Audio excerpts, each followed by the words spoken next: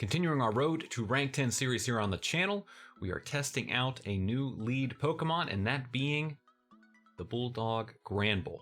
That's right, the Fairy Granbull. Now Granbull is an interesting pick, has a great position in the Ultra League meta. And the reason that we're leading with this particular Pokemon is because I've been seeing and hearing about a lot of Obstagoon leads in Go Battle League. If you're not familiar with Obstagoon, we did a video covering the Galarian Pokemon a couple of days ago. I will put a link to that up above. But for here and now, know that it is a dark normal type Pokemon, doubly weak to fighting, and as a dark type, weak to fairy type attacks. So I thought it would be the right time to try out Granbull here in the Ultra League meta. But before we get into the battles, let's head over to pvpoke.com and see how Granbull ranks in the overall Ultra League meta. Let's get into it.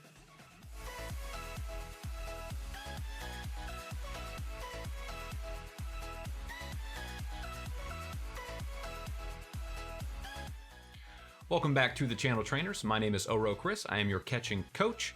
And if we head over to pvpoke.com, we can see that Granbull is ranked 65th overall in the Ultra League meta.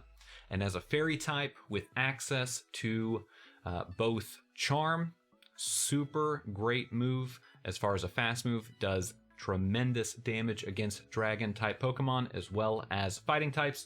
And we know how common one Giratina is, as well as potentially Poliwrath, so definitely well situated, but also going to be hitting those dark type Pokemon like Obstagoon for super effective damage, and access to Crunch and close combat. So if you catch yourself in a situation against potentially something like Cresselia, having access to Crunch can be able to hit for super effective damage, and then close combat. If you're in that worst of worst situations for a fairy type Pokemon, if you're going up against a steel type, you do have some counter coverage with close combat. Overall, solid matchup against Giratina Altered Form, Poliwrath, Shiftry being a dark type, so you're going to be taking super effective damage from those charms, as well as Machamp, and then Gyarados.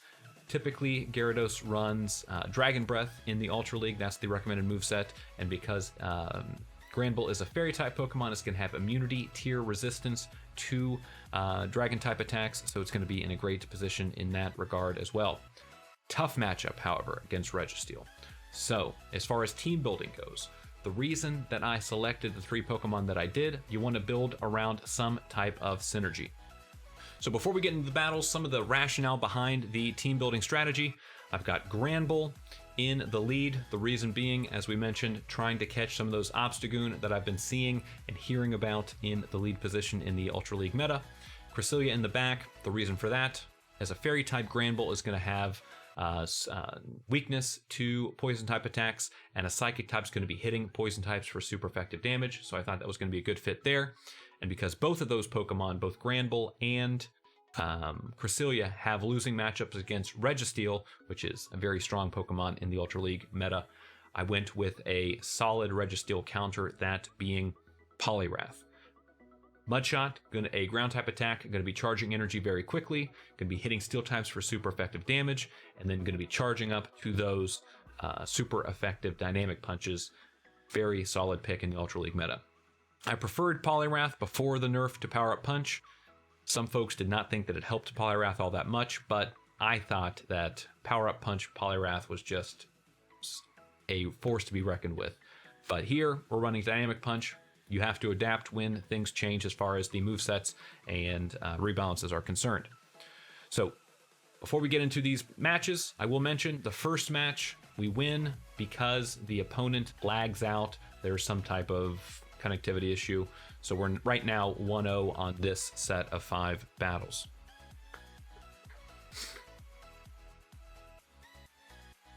And we are coming up against Take Run 13579. One if those numbers were chosen at random or if they were unique to that trainer. So here, bad matchup, even though it's with Charm we're hitting for neutral damage. If we don't shield correctly, a Sludge Wave coming through or a Gunk Shot, that is going to virtually one-shot a fairy type like Granbull. So we're going to very quickly swap out. They swap in with a potentially, I wouldn't call it a full spicy pick, but a semi-spicy pick. Meganium, definitely as far as the grass types in the Great League are concerned, one of the least seen that makes the jump into the Ultra League. Part of the reason being a poison type like Venusaur is going to be able to hit fairy types, as we mentioned, for super effective damage. Here, Meganium does have a better matchup, much more solid matchup against Registeel, but it's going to be losing to the other grass poison types, so something just to consider in that regard. Moreover, with access to Earthquake, it does at least have some neutral damage into the dragons, so that does help it. Venusaur is resisted all around, so you take a little, you give a little. So here we're in a bad spot. We have got the dark poison type, going to be charging super quickly, probably running, I believe, Snarl on the opponent's side. We're going to go for the Moonblast because that's going to be at least neutral damage. And then in the back, they have got a full health Giratina. And at this point, this is basically over for me as far as this matchup is concerned. We're going to make it close, but we're going to be one Moonblast away from the win. And those Shadow Claws, I believe it was Shadow Claw, might have been Dragon Breath, but in either regard, they're able to fast move us down, and that is the end for that matchup. So next we have got Ace Up Punk coming in, bringing the shiny Swampert. Very nice shiny. I did get a very solid IV shiny Swampert for the Great League, so I was happy to test that out. Here, gonna shield, hoping to be able to win this lead matchup. Gonna go for the crunch. If they elect to shield, probably going to be able to fast move down if we want to invest both shields here. Because the majority of damage coming from Charm, or majority of damage done by this Pokemon is through its fast attack, it's going to be able to farm down there. Crunch, would have loved to get off that crunch against the Cresselia here, not able to, barely missing. So now we're going to bring in, because Poliwrath don't want to have nothing to do with Cresselia, we're going to bring in our Cresselia. And the opponent here, second shiny flex, so compliments to the trainer here. Very impressive team indeed.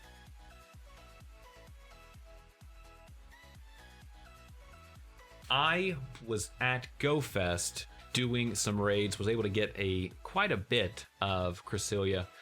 I wish it had a more solid matchup in the Master League, because this is one Pokemon that actually was able to like raid super heavily, so I've got the candies actually to max another one for the Master League, but have not elected to do so just quite yet.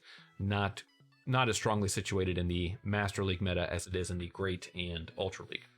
So here they're going to get off one final Moonblast, barely able to hold on. However, the extra thickness here, I don't know if the opponent chose shiny over competent IVs, but here we are going to be in a close situation for this matchup.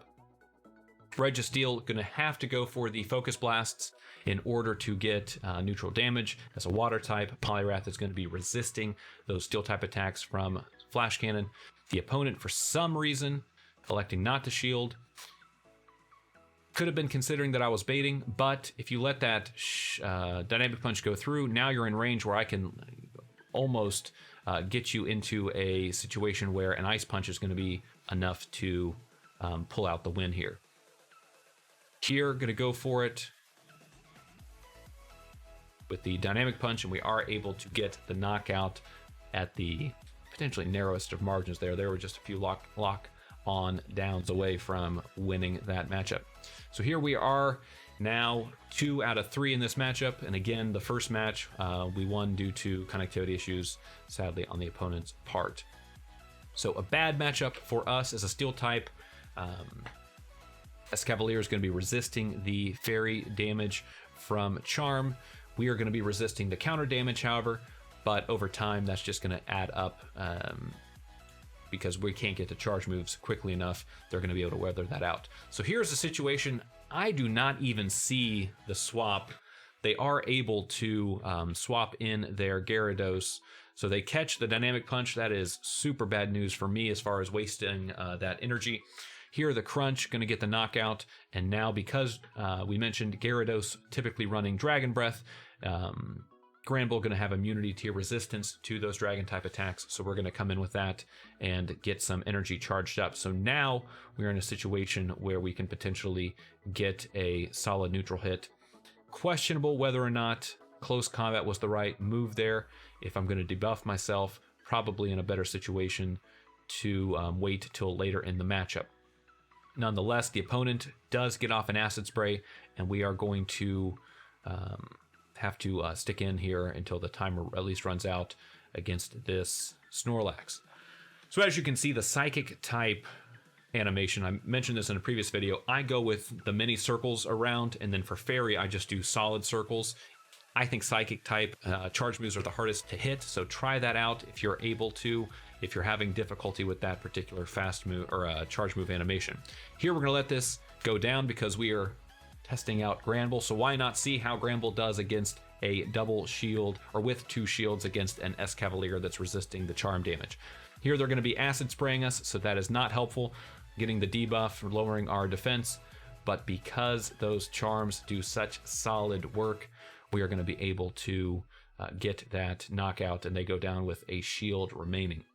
In those situations, if you're at the near the end of a matchup, if they have a shield, don't launch a charge move unless you can get to 2 charge moves, because when they shield a charge move, you're going to do 1 HP of damage. If you can't get to another charge move, then you've traded doing 1 fast move for that turn instead with doing 1 HP of damage because they used a shield against your charge move. So just be thinking about what's my win condition, how can I maximize this matchup. Here we have got Articuno in the lead, a very solid lead Pokemon. Definitely one. I've got one that I invested in. Mine was actually one that I purified before we knew that Shadow Pokemon were going to be so buffed. It has not proven that detrimental to me thus far, however.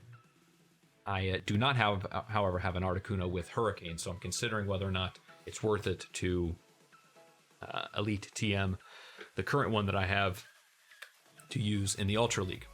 So here, the neutral damage going to be coming in from Ice Punch.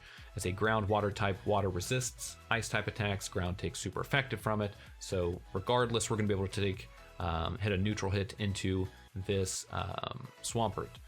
They swap out into their Articuno. As a water type, we're going to be resisting ice type attacks, so we're not going to shield.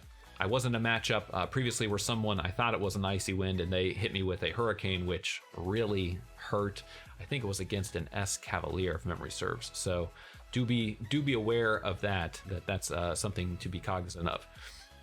So they are going to use that last bit of energy to get the knockout, and now we have a decision. I'm hoping that Charm is going to be enough to farm down the opponent. Instead, we elect to go with the Crunch, and they bring in their Swampert. Here, I question whether or not I can get to another Crunch. I think that I can, but that Shadow Claw is able to get the knockout. So now, questionable. I mean, that was a high risk, high reward situation. That Crunch would have been really helpful, especially since they've got 1 shield remaining. That would put them at 0 shields for this neutral matchup against Cresselia. We're not able to get to that Crunch, however, and now we're just going to try to Moonblast as often as we can before getting fainted down. And here, by the narrowest of margins, we're able to get to 1 last Moonblast and get that knockout. So now we are 2 wins, I believe. 2 wins, 1 loss this set. Or no, that was the final one. So we end up going with the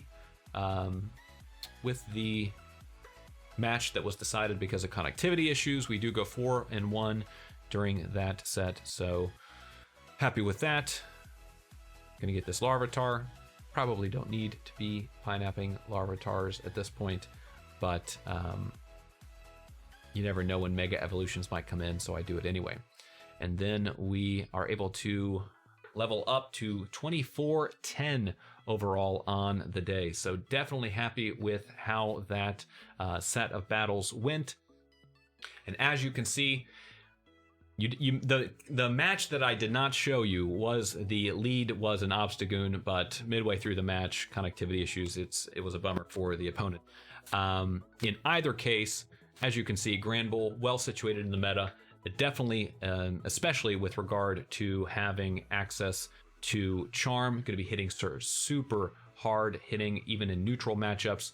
And if you can give it shields in the back, because the opponent is going to be not doing as much fast move damage as your Charm typically is in a neutral matchup, that is a very hard strategy to overcome for the opponent. If you are interested in Pokemon Go, competitive PvP, and basically anything Pokemon related, please consider subscribing to the channel. And as always, happy catching.